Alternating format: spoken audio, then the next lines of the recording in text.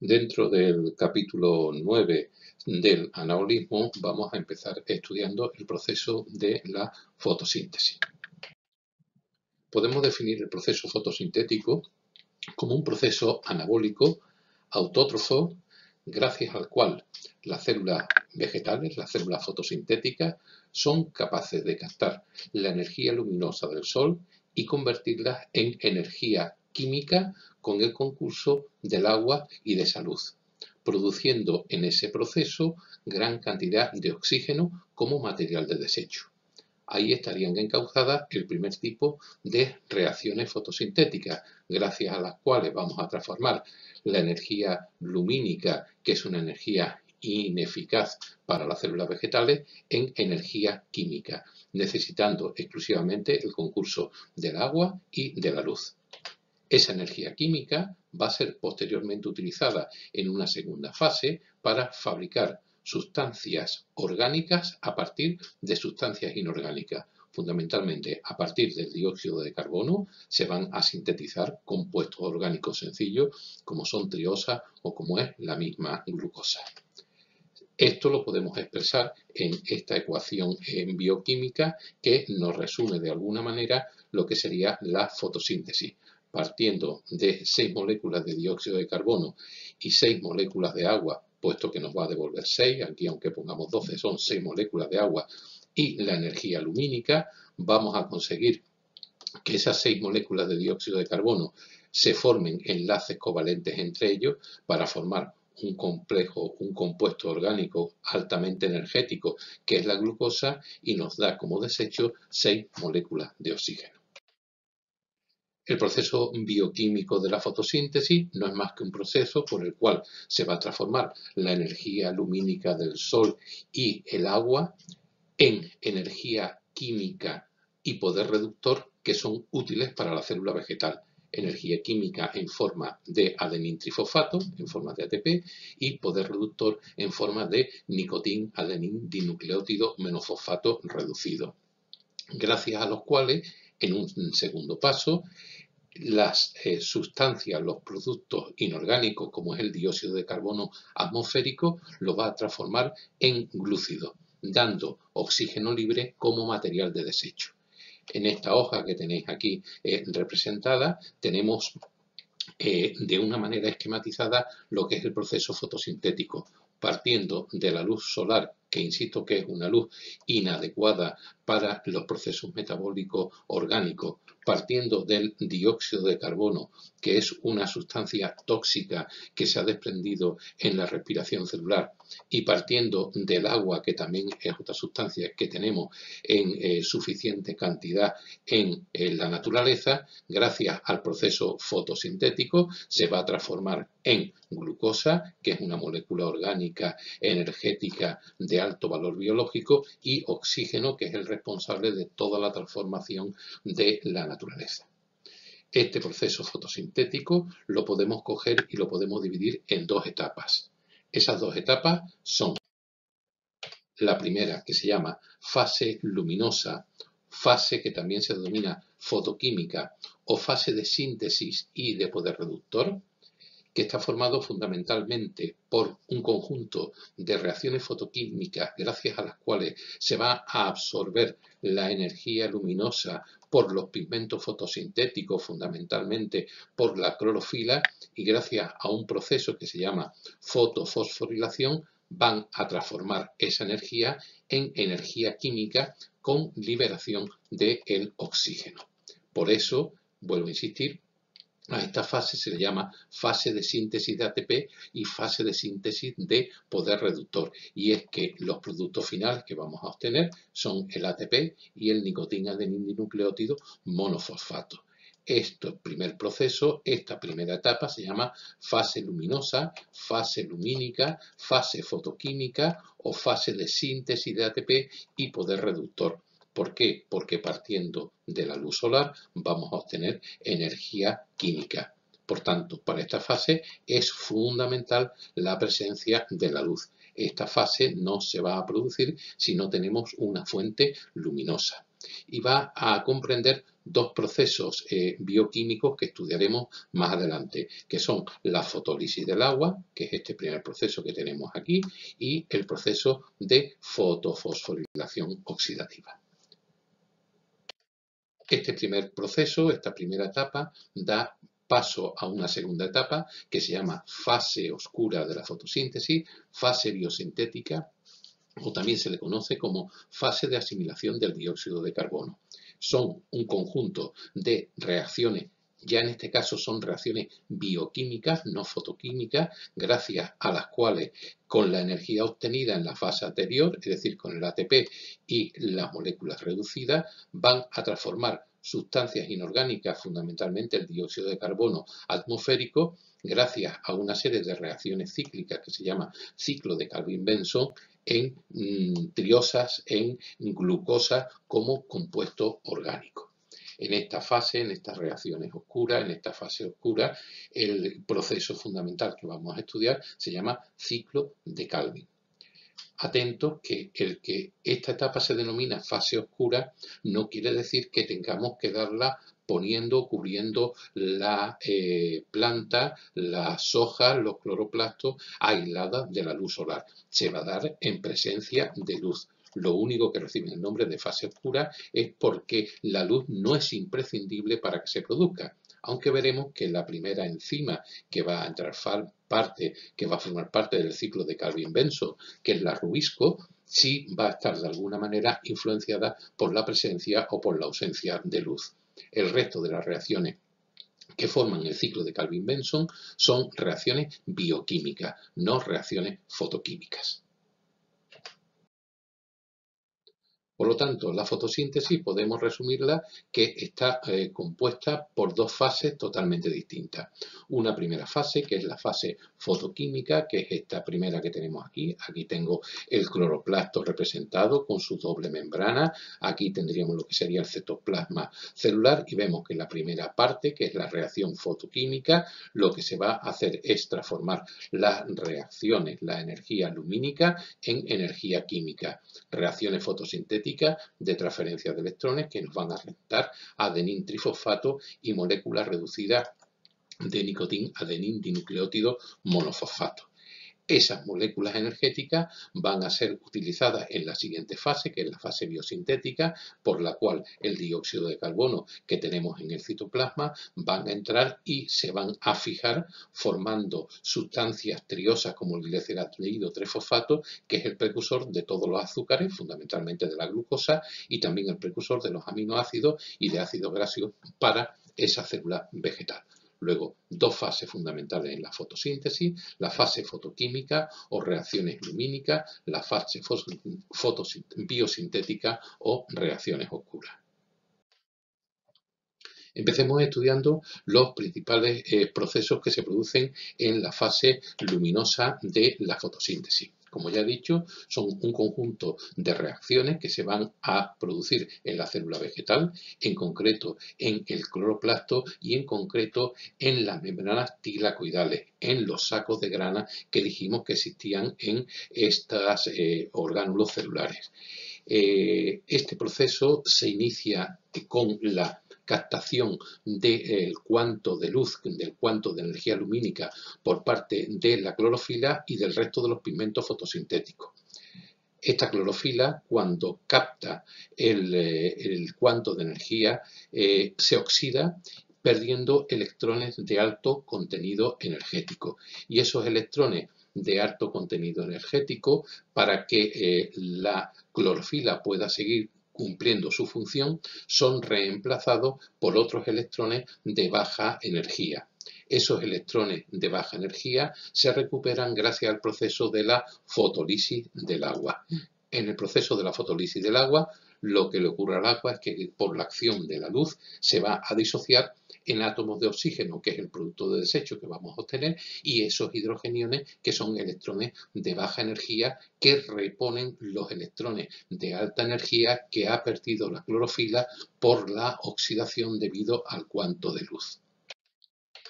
Esos electrones de alta energía que desprende la clorofila se van a desplazar mediante una serie de reacciones de óxido-reducción semejante a lo que era la cadena respiratoria, que es una cadena transportadora de electrones, y en esa cadena transportadora de electrones, por un mecanismo que nosotros estudiaremos en el capítulo siguiente, que es la fosforilación, la fotofosforilación, se va a obtener energía suficiente para sintetizar adenín trifosfato. Y al final, después de una segunda recarga, estos electrones se desplazan hasta obtener moléculas reducidas del nicotín-adenín dinucleótido monofosfato, que se comporta como el último aceptor de esos electrones de alto contenido energético.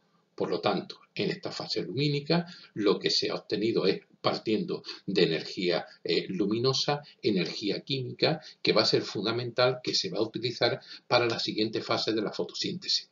Esta energía que sostiene la fase lumínica nunca puede ser considerada como ganancia energética, porque va a ser utilizada en su totalidad en las reacciones oscuras de la fotosíntesis. Aquí tenéis un esquema que resume todo lo que son las reacciones luminosas, lumínicas de la fotosíntesis. Lo primero que tenemos que destacar son los dos fotosistemas, fotosistema 1 y fotosistema 2, y cómo estos fotosistemas, que es lo que vamos a ver ahora a continuación, que es lo inicial, son capaces de captar el cuanto de luz lumínica. Este fotosistema, una vez que ha captado el cuanto de energía, produce electrones de alto contenido electrónico, y los que pierden van a ser repuestos por la fotolisis del agua. Aquí tenemos como los protones del agua, cuando el agua se descompone por la luz, nos va a dar media molécula de oxígeno y dos electrones de bajo contenido energético que van a ser recargados por la luz y que van a ir al principio de esta cadena de transporte electrónico. Por ese conjunto de reacciones de óxido-reducción vamos a ir degradando esos electrones, y esos electrones van a impulsar el paso de protones al interior del tilacoide, y cuando salen por la partícula F vamos a obtener energía en forma de ATP y electrones totalmente devaluados que gracias al fotosistema 1 vamos a volver a recargar con la luz y vamos a tenerlo como de alto contenido electrónico, que se vuelven a introducir en una nueva cadena de transporte electrónico, y esa segunda cadena de transporte electrónico tiene como último aceptor el nicotín-adenín monofosfato, que se va a convertir en nicotín-adenín dinucleótido monofosfato reducido. En definitiva, lo que hemos transformado es la luz, los cuantos de luz, que es una energía no útil, no adaptada para las células vegetales, en ATP y moléculas reducidas para gastar en la siguiente fase, que es la fase de las reacciones oscuras. Luego, ahí tenéis de alguna manera sintetizado todo lo que es el proceso de las reacciones luminosas, lumínicas de la fotosíntesis, y que analizaremos con más detalle en el siguiente capítulo. En este capítulo vamos a centrarnos ahora mismo en cómo funcionan los fotosistemas, el fotosistema 1 y el fotosistema 2. ¿Qué es un fotosistema? Pues son las unidades funcionales que sirven para captar los cuantos de energía luminosa. Están formados por la asociación de pigmentos fotosintéticos, es decir, de distintos tipos de clorofila o otros pigmentos que vamos a ver a continuación, junto con proteínas, y están situados en el espesor de las membranas tilacoidales. Existen dos fotosistemas, el fotosistema 1, o también denominado con las siglas PS1 o FS1 o P700, cualquiera de las cuatro maneras es correcto para nombrarlo, que están formados por proteínas y por una clorofila que se llama clorofila A.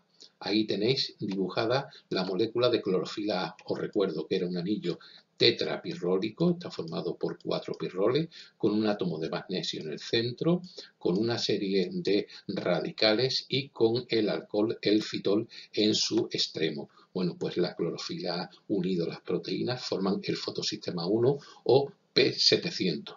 El segundo fotosistema es el fotosistema 2, el PS2, el FS2, el P680. Veréis que el 700 y el 680 depende de la longitud de onda que vaya a captar ese determinado fotosistema. Bueno, pues el fotosistema 2 está también formado por proteínas y por otro tipo de clorofila que se llama clorofila B, que es similar a la clorofila A, pero que cambian los grupos funcionales de localización. El fotosistema 1 está formado, como hemos dicho, fundamentalmente por clorofila A y se va a encargar de absorber longitudes de onda largas, longitudes de onda en torno a los 700 nanómetros, fundamentalmente el color verde. Este fotosistema no es responsable del desprendimiento de oxígeno, está situado en los tilacoides en la cara que mira al estroma y al excitarse van a ceder sus electrones a una cadena transportadora de electrones cuyo último aceptor es el nicotín-adenín dinucleótido monofosfato.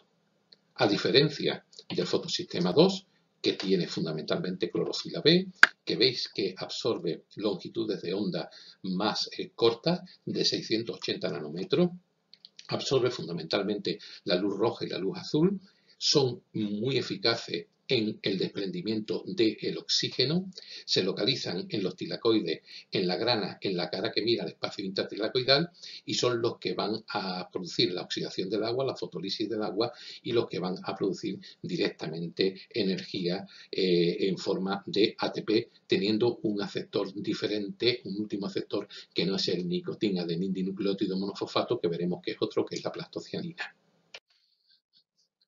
¿Y cómo funcionan esos fotosistemas? ¿Cómo esos fotosistemas van a coger y van a convertir la energía del sol, cómo la van a captar, perdón, y cómo la van a convertir en energía útil para la célula vegetal? Bueno, pues tenemos inicialmente que estudiar su composición y vamos a ver que está compuesto fundamentalmente por dos partes diferentes. Una parte que se llama centro de reacción fotoquímico, que es el que tenéis aquí marcado, que está compuesto fundamentalmente por tres tipos de clorofila diana, una célula que se llama célula molécula diana de clorofila o molécula Z, el dador primario o molécula D y el aceptor primario o molécula A. Son pocas moléculas de clorofila y están especializadas en transformar la energía lumínica en energía química, en energía en potencial redox, en energía de óxido reducción. Y como vuelvo a decir, esta parte del fotosistema se llama centro de reacción fotoquímico. Esto es común para los dos fotosistemas, para el fotosistema 1 y para el fotosistema 2. Y están especializadas en transformar la energía luminosa en energía química. Tres tipos de moléculas: la diana, el dador primario y el aceptor primario. La otra parte que queda se llama complejo antena, que es el que tenéis ahí señalado y como veis está formado por la agrupación del resto de los pigmentos de lípidos y de proteínas. Y ese resto de pigmentos, caroteno, xantofila, calorfila, los lípidos y las proteínas están sintonizados para absorber determinadas longitudes de onda y las van cogiendo y las van agrupando y las van dirigiendo mediante unos complejos colectores de luz para transferirlas al centro de reacción fotoquímico. Si os dais cuenta en el esquema, todos estos cuantos de energía lumínica van pasando de una molécula de un pigmento a otro pigmento y de una manera totalmente aleatoria van dirigiéndolo hacia la molécula diana, hacia la molécula Z. Ya nos podemos ir imaginando qué es lo que va a ir sucediendo. Ya podemos más o menos intuir cuál es el mecanismo de acción de los fotosistemas. El mecanismo de acción, y es que está basado en el hecho de que la clorofila posee electrones que pueden ser fácilmente desplazados por la luz a través de un sistema de dobles enlaces y de enlaces sencillos de maneras alternantes. Es decir, que cuando una molécula de clorofila es afectada por un fotón de luz, es fácilmente desplazable esos dobles enlaces a enlaces sencillos y se puede oxidar y reducir con suma facilidad. De tal manera que cuando incide ese fotón de luz en la clorofila de los fotosistemas, los electrones quedan más débilmente unidos a la clorofila y aumenta su tendencia a cederlo. Es decir, esta molécula de clorofila que ha sido afectada por el fotón de luz tiene más facilidad para oxidarse, tiene más facilidad para ceder sus electrones que estas otras moléculas de clorofila que no han sido afectadas.